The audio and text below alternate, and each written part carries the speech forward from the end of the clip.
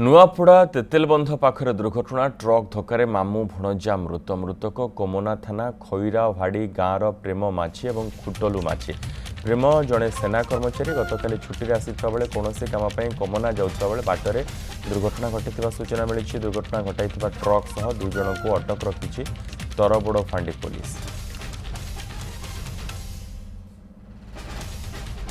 सुशांत कर रही संपर्क अधिक सूचना सहित सुशांत किभली दुर्घटना घटिला। मनोज देखो अति दुखर विषय जे गतकाली विलंबित राति कौन कम मामू भणजा एक बाइक रे कोमना जाउथबा बेले बाटरे कृष्णा छक स्थित तेतेल बंध पाखरे दुर्घटना घटी। एक ट्रक तांको दुर्घटना घटाई चली जाउथबा बेले ताकू अटक रखी तरबड़ फांडी पुलिस। जहाँ सूचना मिली उभय संपर्क में दुई जन मामू एवं भणजा उभय होती खरभाड़ी गाँव एवं प्रेमानंद माझी एवं खुटलू माझी जहाँ को पद्मन माझी बोली कहा जाउची।